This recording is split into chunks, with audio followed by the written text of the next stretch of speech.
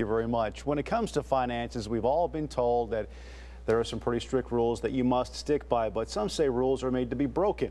And tonight we have Dr. Ann Campbell, certified financial planner, in-house to talk about this possibility of breaking some of these rules. And I can't see there are a whole lot of them that you can break, or at least just forget.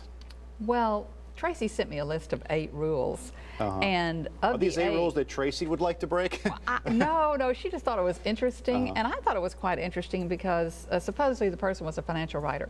But what it does say is that there is some leeway among some things that we think are rules, and 2 of them I'm totally against, but breaking. But the others are pretty interesting. I think we have a list of them. We might be able to put those up here.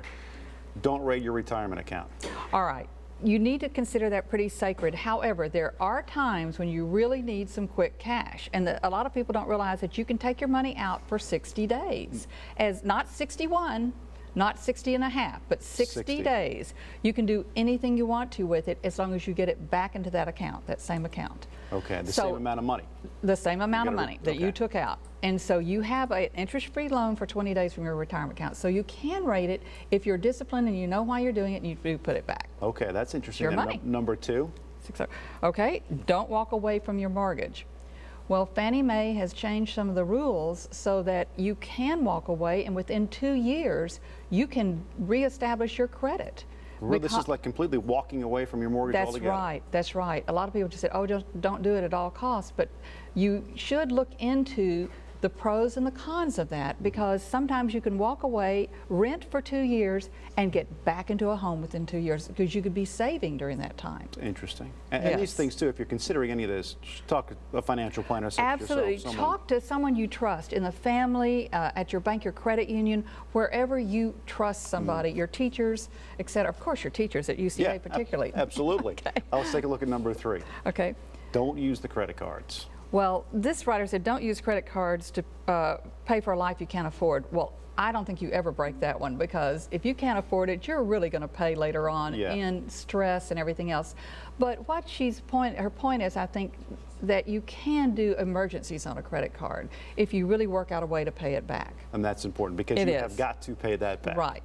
Number 4? Stay away from debt consolidation schemes. Really? And you do want to stay away from the schemes, but there are wonderful debt counseling services with trained counselors. We talk about that here in Arkansas often, because you have CCCS and you have helpingfamilies.org that you can go online with. And if you just want to look for the legitimate ones. Yes. And that's something too, once you get on that track, I think a lot of people are surprised at how quickly they can get things in line. What you'll notice, if they call you about your debt, they bought a list of people who have a lot of debt, and they're going to charge higher fees. If you contact them, like the nonprofits such as CCCS and things like that, then you're going to pay less fees, and it's going to be the legitimate trained counselors. Nonprofit, that's key right there. Okay. Don't co-sign a loan. How come? Well, I think that one can be broken, because I know we never would have gotten a mobile home. It was a house trailer early on if we didn't have someone to help us co-sign for it, even though we were teachers. Yes, and so we had grandparents who could do that.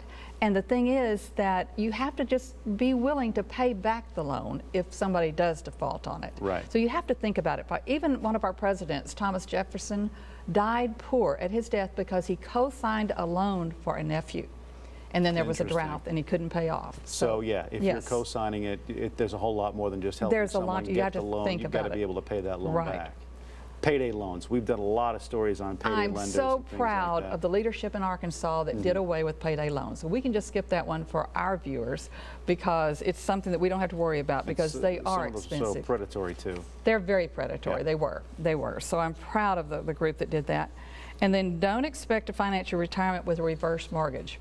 You don't finance your retirement, but this is one that you ought to look into if it fits you. There are high upfront fees, so you want to shop for fees. Again, talk to someone you trust. And maybe someone who's gone through this, exactly. gone through the process. Ask a lot of questions. Just like it was a big decision when you bought the house, it should be a really big decision when you get what just started like a secured credit card on your house. Right. Okay. Let's real quick look at Okay. number 8. Number 8, and that is don't cheat on your taxes. Well, you know what? I can't believe she would say, I say never cheat on your taxes. Don't. It's the one thing that put Al Capone, the Chicago gangster, into jail when Good- prostitution and drug good running point. wouldn't Couldn't do do it. Not paying his taxes did it. So Taxes don't ever cheat on your. I It's don't one of agree those with this things. writer at that at all. The government has got a bigger legal budget than you do. Listen, if you're making a lot of money and paying a lot of taxes, just say thank you. I'm making a lot of money. It's America. There you go. Thanks so much for stopping by. Good to be Appreciate it. here. Have a great afternoon. Thank great you, Bob. evening, rather. We're sounding off right after this.